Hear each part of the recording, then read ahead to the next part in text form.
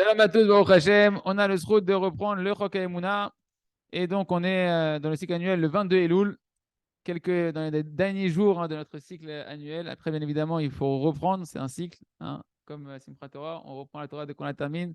Donc, je vous invite, une fois que tout est enregistré, maintenant, vous pourrez reprendre les Shurim et il faut sans cesse les revoir, finir chaque année ces 6 livres et pouvoir se renforcer et approfondir et intérioriser de plus en plus la Emouna. Et donc, on reprend le jardin de la foi.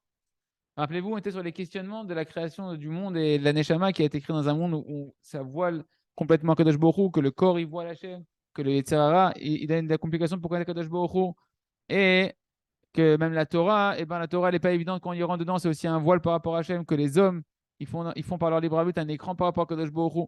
Ken.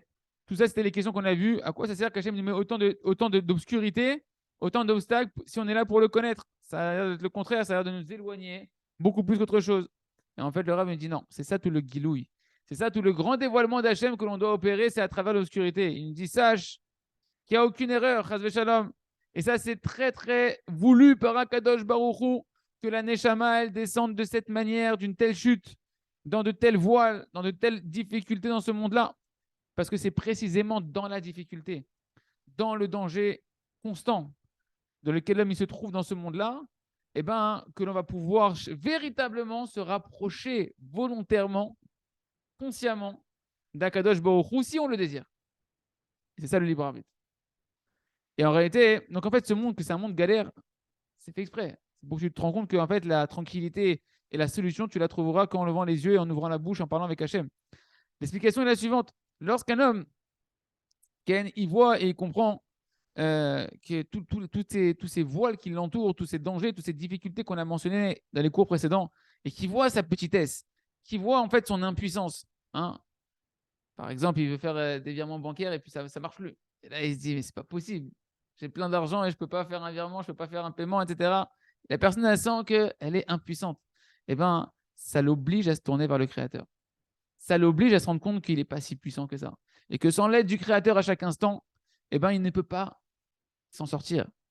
Et chaque épreuve qu'il va traverser, celui qui travaille sa Emouna, eh ben, chaque difficulté, chaque obstacle qui va se dresser devant lui, immédiatement, avec l'habitude, comme on est en train de l'apprendre, il va se tourner vers le Créateur et parler à Hachem pour obtenir son aide. Il se trouve donc que quoi, en fait? Que tous ces voiles d'obscurité, ces empêchements, ils ne font que te rapprocher d'Hachem et de Barar si tu le désires, si tu cherches à connaître Hachem. Et donc, elles vont te donner, en réalité, ça va être un impulseur, ça va être quelque chose qui va te propulser, qui va te forcer, le problème, il va te forcer à connaître Hachem, à avoir conscience d'Hachem, à créer un lien d'amour avec Kadosh Baruch Hu et de connaître de plus en plus Kadosh Baruch Hu. Cependant, pour vivre ça correctement, pendant 120 ans, si tu veux, eh ben, il faut un grand renforcement. Il faut au moment de l'épreuve, au moment de la difficulté, il faut énormément se renforcer et se rappeler que l'épreuve, elle vient pour te rapprocher et non pas pour t'éloigner. C'est ça le grand challenge de l'épreuve. Est-ce que tu veux croire qu'Hachem il t'a envoyé ça? Que ça vient d'Hachem et que c'est pour te rapprocher, ou bien tu vas croire le Yetzirah, que Hachem il te repousse, qu'Hachem il ne veut pas de toi, etc. Parce que toute l'épreuve, c'est qu'on te prend ton intellect au moment de l'épreuve. Toute ton intelligence, elle s'envole, elle se volatile. Il reste un petit résidu de ton intelligence au moment de l'épreuve. Et donc, tu n'as pas le choix. En réalité, tu peux te reposer sur rien, si ce n'est de crier vers Hachem au moment de l'épreuve pour qu'il te vienne en aide de la surmonter. Et sache de manière claire, le Rav nous dit que si un homme il ne se trouvait pas dans de tels dangers, dans de tels voilements aussi grands, ouais, là, c'est-à-dire dans des conditions dans lesquelles on vit aujourd'hui, qui ne sont pas du tout évidentes, chacun dans sa vie, avec toutes les souffrances que ça accompagne, les détresses, les douleurs, un corps qui n'est pas si facile à gérer quand on veut se rapprocher de Kadosh Baruch Hu, une Torah qui n'est pas si claire quand on veut découvrir là-bas Kadosh Baruch Hu. Ben, s'il n'y avait pas tout ça, le Rav dit sois certain qu'on ne se rapprocherait pas d'Hachem Itbarar du tout. Tu aurais le sentiment que tu n'as pas besoin d'Hachem, que tu t'en sors très bien dans ta vie, que tu diriges tout comme il faut et que tout se passe bien. Et donc, il y aurait eu ici aucune utilité pour la Neshama de descendre dans ce monde-là. Elle aurait très bien pu rester en dessous le trône céleste, étudier la Torah, kiffer Hachem, sentir Hachem, et c'est tout. Parce que c'est ça tout le but, les amis, de ces difficultés que chacun il se plaint dans sa vie. Parce qu'on n'a pas compris c'est quoi le message. À quoi ça sert ces difficultés? À quoi ça sert ces phases d'obscurité, de voile, de flou dans la vie? C'est que le créateur en réalité du monde, il te met dans cette situation-là parce qu'il veut que là-bas, tu sentes que tu as besoin de son aide et à chaque instant de ta vie. Il veut que tu sentes qu'à chaque instant, tu as besoin de lui. Et c'est pas seulement en réalité les difficultés qui proviennent des mauvais désirs. Mais on a dit, même quand tu étudies la Torah et les mitzvot, Hachem, il a fait que là-bas, tu vas sentir que tu as besoin de lui. Parce qu'il y a un homme qui rentre maintenant, il rentre dans le monde de la Torah, dans le monde de l'étude de la Torah, de la volonté de pratiquer les mitzvot, et il pratique les mitzvot, et bien il a besoin du Créateur. Pourquoi tu as besoin du Créateur? Ben, tu as besoin qu'Hachem il te guide, qui t'aide à faire les choses correctement, de comprendre la vérité de la Torah, de pouvoir faire les mitzvot avec la bonne intention, avec le bon cœur, avec la bonne motivation, etc. Et ça, on l'apprend de David Ameller. David Ameller, énormément, on voit dans Tehillim combien il crie auprès d'Hachem. Hachem, Adricheni ba'amitecha, conduis-moi dans ta vérité, Hachem. Enseigne-moi ton chemin, tes chemins à toi, Hachem. Enseigne-moi le chemin de tes lois. Fais-moi comprendre tes lois et je les garderai. Conduis-moi dans le chemin de tes mitzvot. Ça, c'est des extraits de Tehillim, des psaumes de David, où il dit encore David Ameller, incline mon cœur vers tes préceptes, etc., etc. Il se trouve qu'en réalité, c'est justement tous ces voilements-là qui sont un grand bénéfice pour l'homme. Parce qu'elles vont engendrer à l'intérieur de nous-mêmes le sentiment qu'on a constamment besoin d'Akadosh Baruch Hu. Qu'un homme il a besoin d'Hachem pour se renforcer sur les lois de la nature et la difficulté qui s'accompagne. Un homme il a besoin d'Akadosh Baruch Hu pour se renforcer sur son corps, sur ses mauvais désirs matériels, physiques, ses pulsions. Un homme il sent qu'il a besoin d'Akadosh Baruch Hu pour se renforcer sur les obstacles de sa vie. Il sent qu'il a besoin d'Akadosh Baruch Hu pour surmonter les épreuves qu'il a avec les gens, les hommes qui l'entourent, les conflits humains, des relations humaines. Un homme il sent qu'il a besoin d'Akadosh Baruch Hu pour se renforcer sur les difficultés de la vie, de la parnassa, etc., de la santé. Et ainsi, un homme, il va sentir même qu'il a besoin de Kadosh Baruch Hu pour étudier la Torah et comprendre la Torah et pratiquer la Torah. Et donc, le Rav dit, il ne faut pas se mentir. On voit que même les gens qui ont tout ce qu'il faut dans leur vie, a priori au niveau matériel, les gens qu'on pense que c'est des gens qui ont réussi dans leur vie, qui sont dans les hauts niveaux de la société, un haut niveau social, etc., et bien on est témoin qu'en réalité, ce n'est pas eux qui se rapprochent le plus de Kadosh Baruch Hu. Et bien évidemment que eux aussi, ils ont besoin d'Hachem Itbarach. Pourquoi? Parce que ce monde-là, il n'a aucun but autre que de se rapprocher d'Hachem Itbarach. C'est-à-dire quoi? Tu ne peux pas trouver le bonheur si ce n'est dans la recherche de la proximité avec Hachem dans ce monde-là. Comme ça, le monde, il a été créé, il a été verrouillé au niveau de son programme et que l'homme, il a beau chercher du bonheur ailleurs, il ne sera jamais rempli et satisfait de ce bonheur-là. Même celui qui a des réussites matérielles et que tout se passe bien facilement dans sa vie, eh ben, il sent que sa vie, et ça, c'est des gens qui ont réussi, qui ont témoigné combien leur vie, elle est vide, combien leur vie, en réalité, elle est obscure parce qu'il n'y a pas la lumière d'Hachem. Ils n'ont pas mis l'éclairage, qui est le seul éclairage qui existe, qui est la lumière d'Akadosh Baruch Hu, de la Emouna. Ça, c'est des choses que les gens, ils ont témoigné sur eux-mêmes, qu'ils avaient tout le monde dans leurs mains et qu'ils sentaient qu'ils n'avaient rien. Après avoir atteint tous les sommets, sentir un vide intérieur, qu'ils n'ont pas de vitalité qui les anime, pas de joie de vivre, et qui n'ont qu'à l'intérieur d'eux-mêmes qu'un sentiment d'ennui et de vide qu'ils essayent de combler par toutes sortes d'attractions et de hobbies, etc. C'est pourquoi en réalité, même cet homme-là, qui a toute la réussite matérielle de ce monde-là, il doit se réveiller et méditer sur sa vie, que sa vie, elle va finir. Quand on dit que la vie elle va finir, ce n'est pas la vie de l'âme, mais la vie du corps, la vie matérielle de ce monde-là, elle a une fin. Et un homme, il va tout laisser, ce qu'il a investi dans ce monde-là derrière lui, derrière son passage. Il ne va rien prendre avec lui. Et même si tu as vécu dans une vie avec beaucoup de largesse, beaucoup de facilité, etc., eh ben, tu dois comprendre.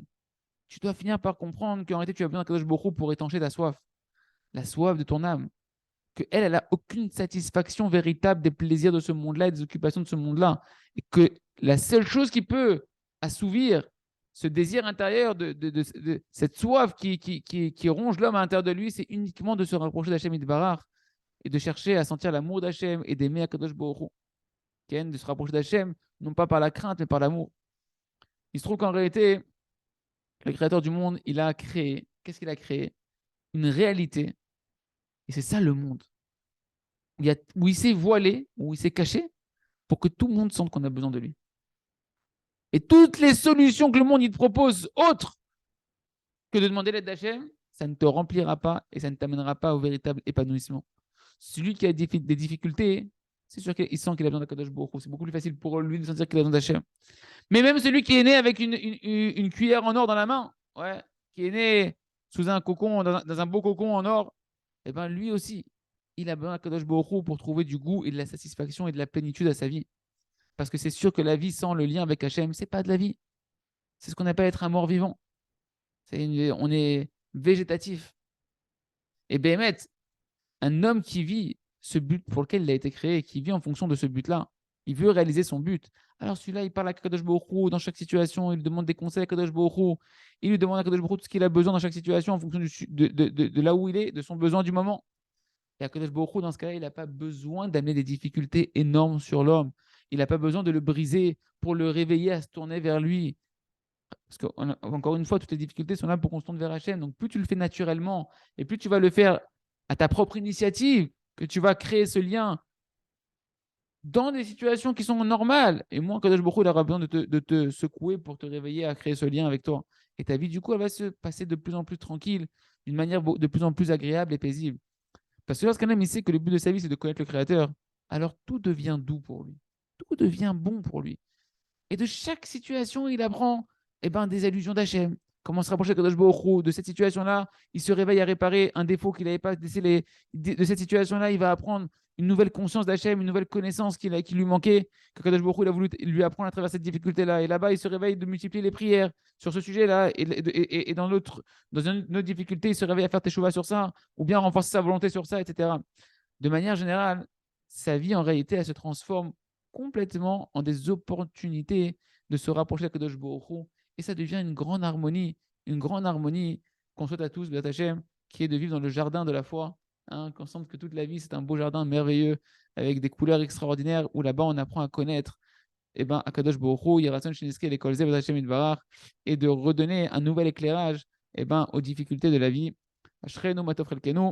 Et on continue avec le jardin des louanges, Béat Hashem Idvarach. Donc, rappelez-vous, les amis, on a parlé hier de l'importance de diffuser la Emouna, de diffuser les histoires de miracles sur le remerciement, etc.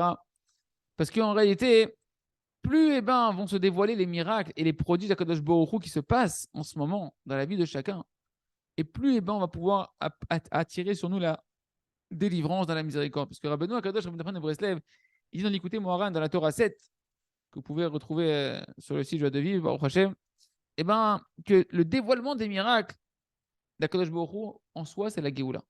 C'est quoi la Géoula? C'est la délivrance. On délivre qui? On délivre la conscience d'Hachem dans le cœur des hommes, que Hachem il est bienveillant, qu'il est rempli d'amour pour nous, que c'est lui qui fait tout pour le bien. Quand tu racontes tes miracles, tu dévoiles Hachem. Et quand il nous dit Rabbi Nachman vont s'éteindre les hérétiques qui, eux, ne sont que sans cesse en train de voiler les miracles d'Hachem sous le masque de la nature, et que enfin eux-mêmes, quand on dit qu'ils vont disparaître, c'est pas qu'ils vont disparaître, mais c'est qu'ils vont changer et que tout le monde va pouvoir reconnaître les miracles d'Akadosh Baruch Hu. Parce qu'il n'y aura plus des gens qui feront obstacle et écran à ces miracles-là. Alors viendra la Géoula. Voilà le langage saint de Rabbeinu Akadosh dans les mots de l'Écouté Moharan. Sache que l'essentiel de l'exil, c'est uniquement à cause du manque de Emouna, à cause du manque de la foi. Et c'est ça que nos sages des Bénis ont dit dans ma Sechet Sanhedrin, la Gemara, page 97, Sanhedrin, que le Mashiach ben David, il ne viendra que lorsqu'il n'y aura plus de pièces dans la poche. Lorsqu'il va s'épuiser la pièce de monnaie qui est dans la poche. Qu'est-ce que ça veut dire? Effectivement, il y aura des difficultés financières. On le voit aujourd'hui que ça ne fait que s'accroître, que la vie est de plus en plus chère et de plus en plus difficile, entre guillemets. Mais d'un autre côté, Rabbi Nachman, il va nous donner une autre explication. De quoi on parle? Chose que la pièce, il n'y en ait plus dans la poche. Je dis Rabbi Nachman de Breslev, Ken, en fait, on parle, c'est quoi qu'il n'y aura plus de pièces dans la poche? C'est que les hérétiques, ils vont disparaître. Ceux qui n'ont pas la Emouna dans les miracles dévoilés Kadosh Baruch Hu, ils vont disparaître. Ceux qui sont, c'est quoi en fait? La kiss ici, la poche dont on parle, ça vient du mot lechasot. Lechasot, ça veut dire recouvrir. Ceux qui recouvrent les miracles d'Akadosh Baruch Hu, qui veulent recouvrir les miracles et dire non, c'est la nature, il faut arrêter, c'est le hasard, etc. Et ceux-là, quand ils vont disparaître, quand ils vont arrêter de pouvoir avoir de l'influence, Ken, et bien à ce moment-là, va se dévoiler les miracles d'Akadosh Baruch Hu. On va arrêter de voir, on va arrêter de masquer les miracles d'Hachem sous la nature. Et donc, ça va permettre à la Emouna de se répandre dans le monde. Et à ce moment-là viendra Mashiach. Parce que l'essentiel de la Géoula, elle dépend de quoi? Elle dépend de la Emouna. Comme c'est marqué dans Shirachirim, Tavoi, Tashurim et Rosh Amana, je la vois venir, la Géoula. Je la vois arriver du sommet du mont de Amana. C'est quoi Amana? Le Midrash nous dit c'est Emouna. Quand on sera au sommet de la Emouna, lorsque la Emouna elle va se répandre dans le monde, dans le cœur du Ham Israël essentiellement, alors Mashiach il viendra. En résumé, les amis, Baruch Hashem, le Rav me dit ça fait une grande période, donc ça, le Rav, c'est l'époque où il a écrit les livres, c'est il y a plus de 10 ans, ce livre-là. Il dit ça fait Baruch Hashem une bonne période qu'on a fait des shiurim, que le Rav il a fait des cours sur le remerciement, sur les louanges qu'on doit faire à Kadosh Baruch Hu, sur le bien comme sur le mal. Et Baruch Hashem, à l'époque, il y avait déjà une vingtaine de CD qui étaient disponibles sur le remerciement. Aujourd'hui, Baruch Hashem, il y en a bien plus. Il y a encore 2 livres qui sont sortis. Il y a des livrets, dont le fameux livret de la loi du remerciement, et plein de livrets sur le remerciement qui existent, d'accord. Et donc cette lumière-là, Baruch Hashem, du remerciement, qui dévoile Hashem, qui dévoile les miracles d'Hachem dans la nature, eh ben, cette lumière du remerciement, qui est le summum de la Emouna, le summum de la soumission devant Kadosh Baruch Hu, elle se répand aujourd'hui dans le monde et chacun il doit écouter ces cours-là, étudier ces livres-là, revoir ces livres-là, ces livrets, et ne pas s'arrêter de revoir et de revoir en cycle et en boucle jusqu'à ce qu'on puisse se remplir de Emouna et voir la Geoula Shlema Berachamim Be'at Hashem Itbarach. Et maintenant, voilà que ce livre qui est sorti, Jardin des louanges, et les autres livres qui sont sortis derrière, j'ai dit merci, j'étais délivré, les merveilles du remerciement, les livrets, la loi du remerciement, etc. Eh bien, ce sont des livres qui résument tous les cours que le Rav il a pu faire jusqu'à aujourd'hui d'une manière très simple sur le remerciement. Et il ne faut pas lâcher ces paroles. C'est comme des médicaments, c'est comme quelqu'un qui doit prendre une perfusion quotidienne. On en a besoin. La vitamine E, c'est la plus importante aujourd'hui. La vitamine Emouna, d'accord. On a besoin d'en prendre tous les jours dans les livres, dans les enregistrements, dans les CD. Aujourd'hui, c'est sous forme d'enregistrement sur les sites, etc. Il est diffusé. Je crois que le Ham Israël, il rentre la Emouna à l'intérieur de lui-même, dans leur foyer, dans leur cœur. Ken, et que chacun il puisse vivre cette conscience que tout ce qu'il a traversé jusqu'à présent, c'était à Ritov. C'était ce qu'il y avait de mieux, même si on ne le comprend pas. Et que chacun puisse aller avec ce chemin du remerciement, se remplir de joie, et que sa vie, il ait conscience que c'est la plus belle vie au monde qu'il aurait pu vivre. Et la chose la plus importante, les amis, c'est donc quoi? C'est la Hafatsa. De diffuser.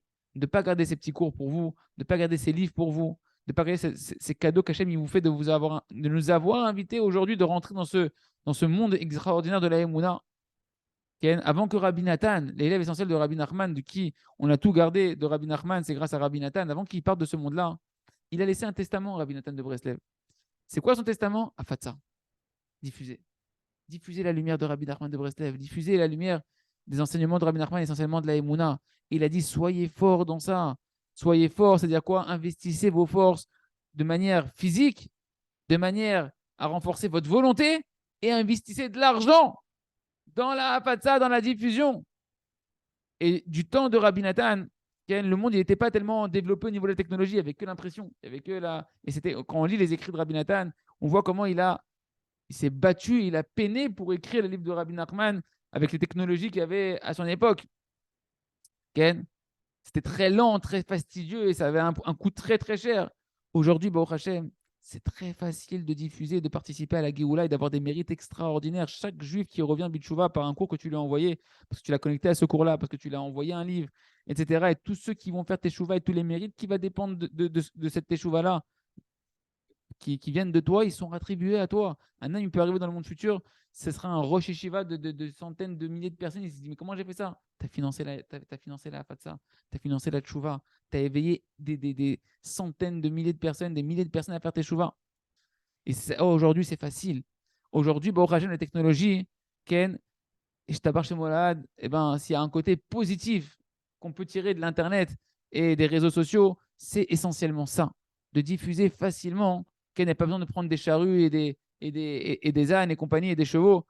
Bon, aujourd'hui, il y a des sfarim qui sont déjà écrits. L'impression est rapide. Il y a beaucoup plus rapide que l'impression. Il y a les réseaux sociaux, etc. Et il faut diffuser. Diffuser, diffuser, diffuser. Akadosh Baruch Hu, il fait que de plus en plus la technologie, elle se répand, non pas pour toutes les saletés qu'il y a dans ce monde-là, dans la technologie, mais pour permettre une diffusion planétaire avec tous les juifs qui sont dans quatre coins du monde et même les non-juifs, rapide. et immédiate. De la même manière qu'il y en a qui investissent pour le mal, eh ben nous, on doit investir pour le bien, les amis. Plus quelqu'un il a des potentiels, et plus il doit investir ce potentiel pour toucher le maximum de personnes. Le maximum de personnes qui puissent encore écouter, encore recevoir de la émouna, jusqu'à ce que cette lumière du remerciement, elle rentre dans le cœur du monde entier. Et là, chacun, il pourra dire, mon Mashiach, il est arrivé, et à l'état global, dire tout ce qu'on vivra, la Géoula, parce que la Géoula, encore une fois, c'est cette conscience qui doit se répandre dans le Ham Israël. On continue avec le livre à travers champs et forêts. Donc, les amis, on reprend donc ce fameux discussion entre Akadosh Baruch Hu et l'homme Israël. Revenez vers moi, nous dit Hachem. Nous, on dit Hachem, mais toi, reviens d'abord vers nous. Fais-nous revenir Bitchouva et on reviendra. Et qu'en fait, tout ce qu'Hachem veut, c'est que nous, on demande à Hachem de revenir Bitchouva. Et donc, jusqu'à présent, Ken, Rabbi Nathan, il nous a déjà éclairé nos yeux sur cette fameuse conversation qui est entre Akadosh Baruch Hu et l'homme Israël, de nous faire comprendre c'est quoi l'intelligence extraordinaire de la 50e porte de la pureté et de la Kedusha, par laquelle un homme il peut facilement revenir Bitshuva.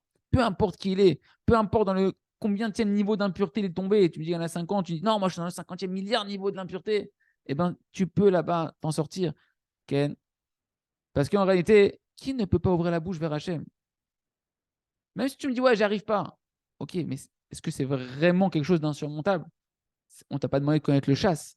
Tu n'as pas connaître toutes les gmarottes par cœur. Tu n'as pas demandé de te mortifier. Tu te demande d'ouvrir la bouche et de faire confiance à Kadosh Baruch Hu. Et même si tu n'arrives pas, Rabbi Nachman l'a dit, faisant une prière. Hachem, j'arrive pas à prier. Aide-moi à prier. Donne-moi la prière. Éveille mon cœur.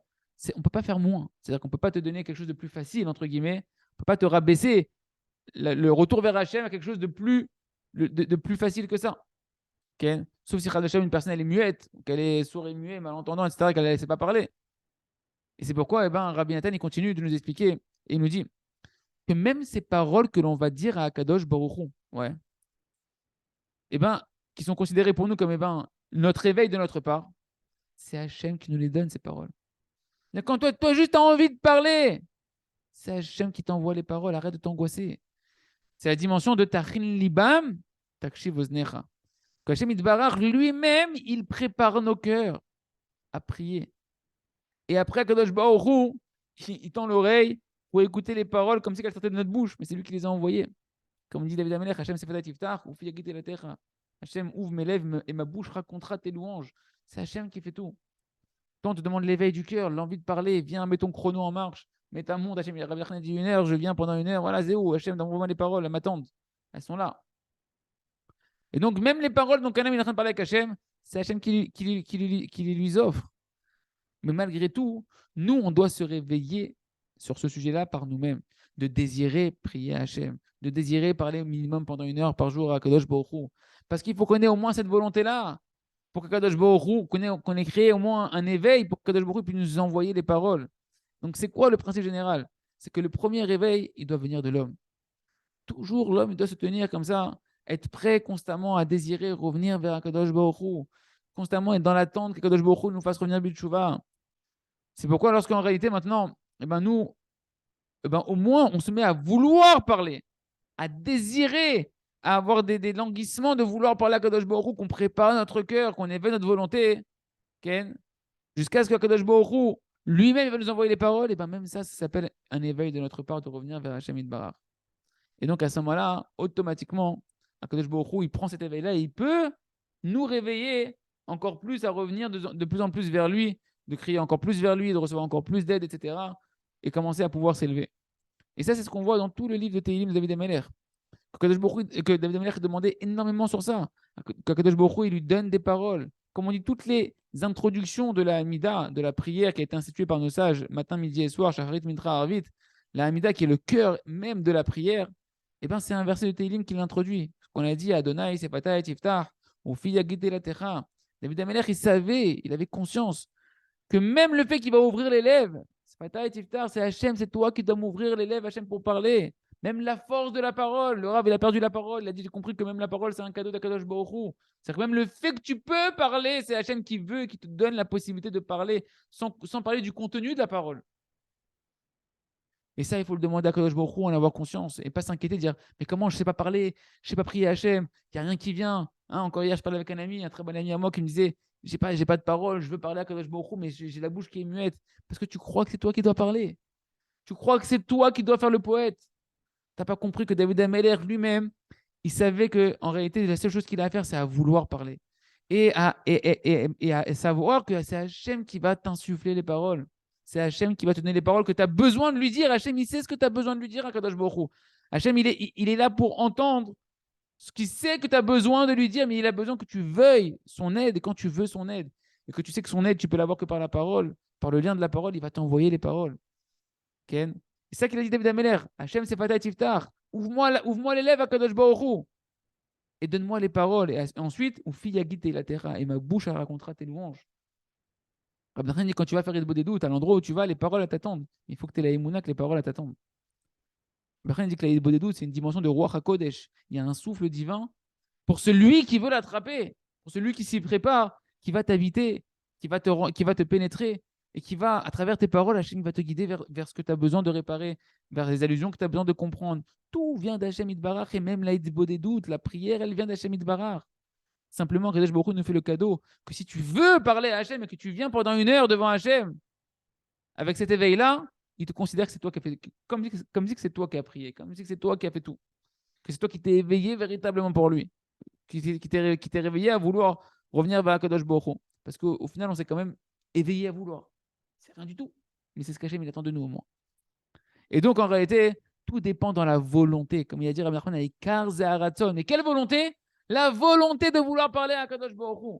Et même ça, faisant une prière. Et tu verras qu'au fur et à mesure, c'est vrai que ça prend du temps. Chacun en fonction de l'épreuve qu'il doit traverser. Il y a un temps avant de recevoir le passeport, le visa de la Hitbo des doutes, que Hachem il t'ouvre. Le Rav a dit pendant 10 ans, il venait faire son Hitbo des doutes et il mettait sa montre et il espérait rien d'autre que faire son Hitbo des doutes. Des fois, il y avait des paroles, des fois, il n'y avait pas de paroles. Ça lui a mis 10 ans, le Rav Rouge, il a témoigné, pour avoir une heure d'Hitbo des doutes fluide, vraiment limpide, qui sort vraiment des paroles qui ne s'arrêtent pas, etc. 10 ans. Pendant 10 ans, il faisait quoi, vous croyez quoi? Il venait, il disait le Rav, je mettais ma montre, je m'assieds sur un rocher quand j'étais dans la forêt ou dans un endroit. Et je disais, voilà, Hachem, je viens faire mon heure d'Hitbo des doutes, je m'attache à Rabbi Nachman de Breslev, je viens faire ce que Rabbi Nachman a demandé. Et il essayait de parler. Et des fois, il ne parlait pas. Et à la fin, il disait, merci Hachem, j'ai fait mon heure d'Hitbo des doutes. Aide-moi demain à revenir faire mon heure d'Hitbo des doutes. Aide-moi à avoir foi que j'ai fait la chose la plus grande que je devais faire sur terre, le niveau le plus élevé que je pouvais faire. Bitmimout. Et aujourd'hui, il enseigne à tout le monde le Rav comment parler à Kadosh Baruch Hu. Donc ne pas s'inquiéter, c'est normal. Les paroles à t'attendre, demande-les à Kadosh Baruch Hu. Et sache que ce qu'il veut, c'est que tu viennes avec la volonté de parler. Il va t'envoyer les paroles. Be'ezrat Hashem, Idbarach. Les amis, on reprend Baruch Hashem, je donne de la sagesse. Là où on s'est arrêté hier, vous vous rappelez la fameuse parabole qu'on doit garder toujours en tête pour savoir à quoi ça ressemble la Emouna, de vivre un peu comme le Tam, de vivre être heureux de sa part, etc. Et donc d'arriver à la réussite dans sa vie. Ça ressemble à être sur un train, le train de ta vie, d'accord, qui est sur des rails. Et on avait dit le danger, c'est de ne pas dérailler, de la Emouna, de ne pas tomber de ces rails. Et la première manière de dérailler qu'on a vu hier, c'était de regarder sur les côtés, de se comparer avec les autres. Regardez qu'est-ce qui se passe dans le train de l'autre, dans la destination de l'autre, où est-ce qu'ils vont les rails de l'autre train. Que ça, c'est très dangereux, d'accord? Et que ça arrive, ça nous amène à transgresser l'interdit de convoiter ce qui ne m'appartient pas. Et ça, en réalité, pour quelqu'un qui va sur ses propres rails, qui vit sa vie, ça c'est sa vie à lui, c'est ma vie à moi, et je m'en fous ce qui se passe chez les autres. Ça ne m'intéresse pas ni sa réussite, ni son échec, etc. Je ne veux pas. Bien sûr qu'on doit avoir de l'empathie, mais je parle quand la personne elle est là pour se construire, eh ben, elle doit se concentrer, d'être attachée à Kadosh Baruch Hu par rapport à ce qu'il y a dans sa vie, à lui.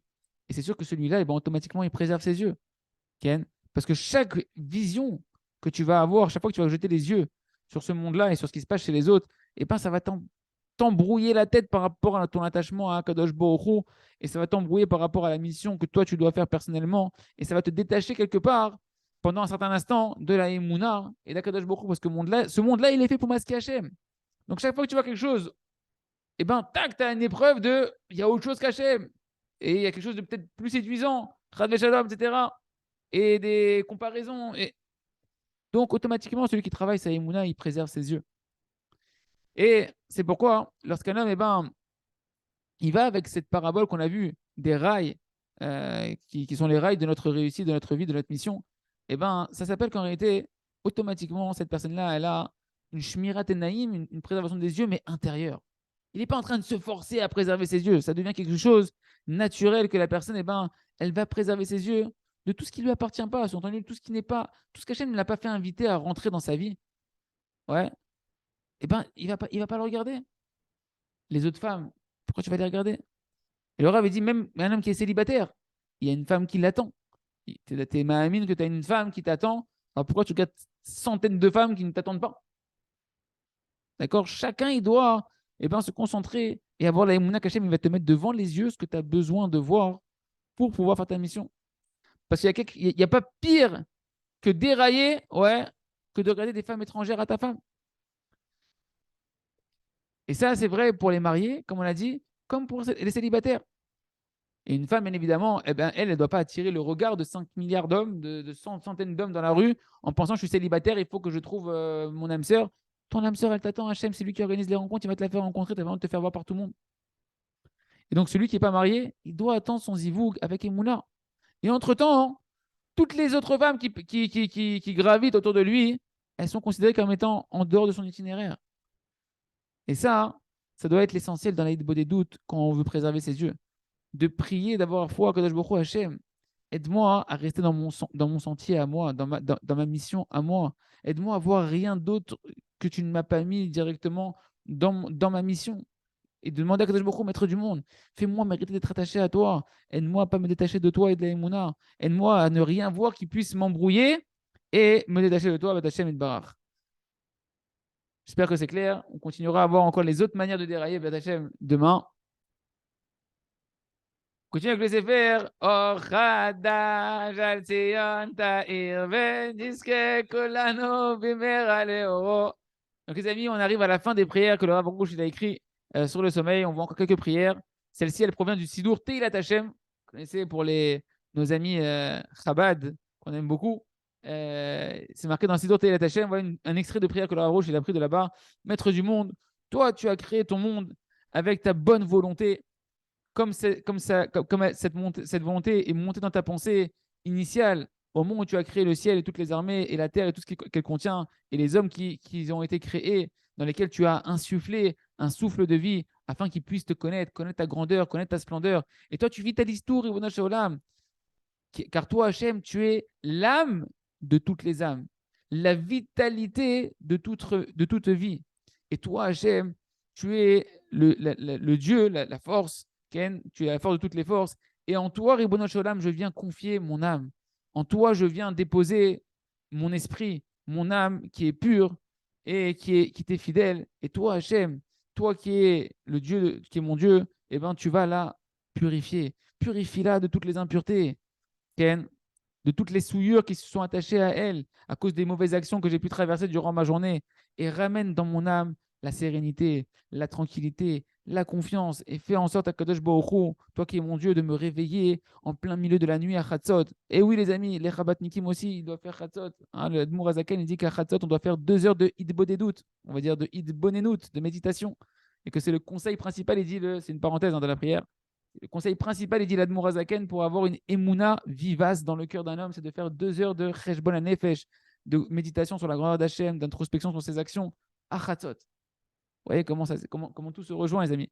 Donc il dit ici, réveille-moi, Ribono Sholem, à Chatzot en plein milieu de la nuit. Calendrier juif, rappelez-vous que pour les Breslev, il a dit que Chatzot, c'est 6 heures normales après la tombée de la nuit. C'est une fenêtre de 2 heures.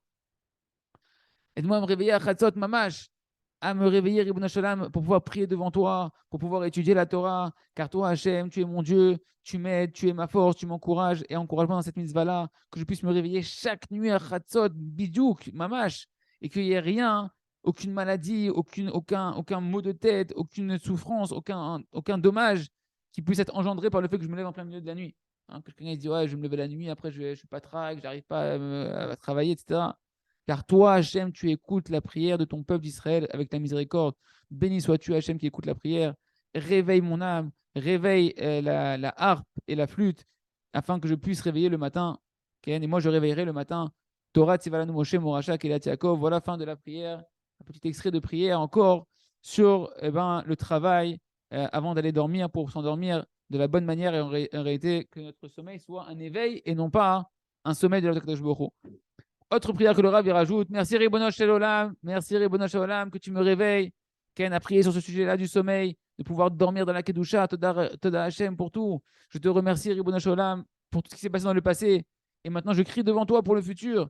Toi, Hachem, qui est le roi, qui désire la vie, sauve-moi de mon mauvais penchant. Ce mauvais penchant qui est si difficile, qui veut me faire plonger dans le sommeil. Donne-moi de la vie véritable. Aide-moi à tenir Ribono Shel Olam dans cette guerre-là de la vie. Aide-moi à gagner cette guerre-là qui est la guerre de ma vie. Que je ne meure pas, Ribono Shel Olam, mais que je puisse vivre et raconter tes louanges. Que je puisse vivre devant toi une vie, une longue vie, Ribono Shel Olam, une vie de paix, une vie de bonheur, une vie de bénédiction, une vie de parnassa,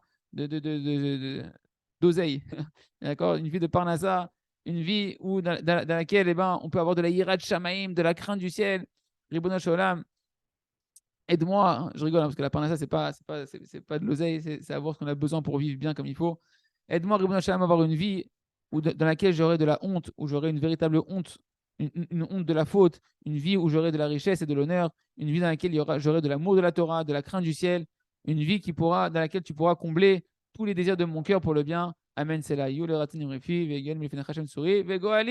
Voilà, les amis, je pense qu'on a clôturé la série des prières que le Rav nous a écrit et on continuera à voir la conclusion ensemble dans les prochains cours sur le Sefer Or Hadash. Priez ces prières-là et prenez-les comme exemple pour prier sur d'autres sujets. On continue on termine avec le Sefer Ganaga Agouim, le jardin des languissements d'amour, le conte de la princesse disparue. Et donc, on va voir, on continue sur ce qu'on avait vu. Rappelez-vous la fameuse forteresse de pierres précieuses sur la montagne en or qui recherche, où là-bas se trouve la princesse disparue. On a dit que c'était une allusion à la Parnassa. Que l'épreuve essentielle pour trouver la Emouna, c'est d'avoir la Emouna dans la Parnassa. Que la Parnassa, elle vient d'Hachem, les gamrés, et pas de tes forces, et pas de ton intelligence, et pas de ta vivacité d'esprit, et ni de tes parents, et ni de ton mazal, Ken. Et là-bas, les amis, l'essentiel de la Emouna, la princesse disparue qui est la Emouna, c'est là-bas qu'elle va se clarifier, la Emouna d'un homme, dans le sujet de la Parnassa. C'est pour ça que c'est marqué que quand on dit tous les jours, Ashrei Yevetecha, le Télim qu'on fait 3 fois par jour, Télim 145, c'est marqué tout celui qui dit Ashrei 3 fois par jour, Khamim nous disent qu'il est assuré d'avoir le monde futur. Ben Haolam Haba. Pourquoi? C'est quoi la raison? Parce que là-bas se cache un verset qui renferme en lui toute la émouna dans la providence d'Hachem, que la Parnassa, elle vient d'Akadosh Baruch Hu Potach et Yadecha, ou Masbia Lechol Chayratzon, que c'est Hachem qui rassasie tout être humain et qui donne la Parnassa à chacun. C'est marqué dans la Gemara. Pourquoi on a appelé la manikra Halel Agadol? Pourquoi le Halel, il y a un Halel qu'on a appelé dans les psaumes, le Halel Agadol? Parce que là-bas, pourquoi c'est la grande louange à Kadosh Baruch Hu? Parce que là-bas, on parle de la Parnassa. Et en réalité, c'est la chose la plus grande qu'un homme il doit acquérir, d'avoir foi que c'est Hachem qui subvient aux besoins et qu'il n'a pas besoin de toi pour subvenir à tes besoins. Et pourquoi c'est tellement grand? Pourquoi c'est une grande louange à Hachem? Pourquoi ton monde futur, il dépend de ça? Parce que tout ton service divin, combien tu vas te donner à la Torah, au mitzvot, à la Emouna, à la Hitbodedut, à la Tfila, à la diffusion de la Torah? Combien tu vas y consacrer de temps? Ça dépend de quoi? De ta chouva, etc. Combien t'es mamine que ta parnassa, tu n'as pas besoin de t'en occuper? Parce que plus un homme il croit qu'il doit s'occuper de sa parnassa et plus il est occupé dans sa journée, il n'a pas le temps de revenir bil chouva, il n'a pas le temps de s'occuper. Donc ton olam haba, il dépend de ça. Ton olam haba, il dépend de combien t'es mamine dans la parnassa qu'avait Kadosh Baruch Hu. Et en ça, c'est une grande louange à Kadosh Baruch Hu quand tu prends conscience de ça. Sinon, ça voudrait qu'Hachem, il t'a demande de faire chouva, mais il ne te donne pas les moyens. Il ne donne pas les moyens, Hachem. C'est honteux. Et Hachem, il te demande une situation qui est ingérable. Parce qu'en réalité, l'essentiel de l'empêchement de la majorité des gens dans le service d'Akadosh Baruch Hu, c'est les embrouillements dans la parnassa. Et je ne parle pas que des gens qui ont des difficultés. Je parle des gens même qui sont riches. C'est une grande salade qui rentre dans la tête d'un homme qui pense qu'il doit encore en faire, parce que sinon, ceci, cela. Et au final, le temps, il passe. Et je n'ai pas le temps d'étudier, je n'ai pas le temps de prier, je n'ai pas le temps de faire des doutes. Et c'est seulement celui qui travaille cette émouna, et c'est ce qu'on est en train de faire, Baruch Hashem, chacun à son niveau, d'avoir une émouna shlema, que Hashem, il peut te donner ta parnassa, qu'on a vu dans l'écouter Moharan, il a dit Rabbi Nachman, Besiba Kala, avec des moyens faciles. Hashem, il n'a pas besoin de tant d'heures par jour ou de tant d'efforts, etc., pour t'amener ta parnassa, il peut te donner avec Besiba Kala, de manière facile, Blishum Ishtadlut, sans aucun Ishtadlut, sans aucun effort, si ce n'est de travailler ton bitachon et ta émouna bakadosh Baruch Hu. C'est seulement celui qui travaille ça qui va pouvoir servir Hachem véritablement comme il faut. C'est un travail. C'est un travail en soi énorme qui est le travail de la vie, d'acquérir ce bitachon et cette émouna-là. Mais c'est ça le travail qu'Hachem demande de ta part. C'est tout ce qu'il demande. Il ne demande pas le travail avec tes mains dans la parnassa. Et le second du roi, maintenant, il s'est renforcé dans sa détermination. Vu que maintenant, il a des années de prière derrière lui. On a vu combien de temps il s'est passé là dans toute l'histoire. Il a des années de prière derrière lui. Il a tellement demandé la Emouna à Hachem durant tout son trajet, parce que ce qu'il recherche, c'est la Emouna. Hein, la princesse disparue, c'est la Emouna.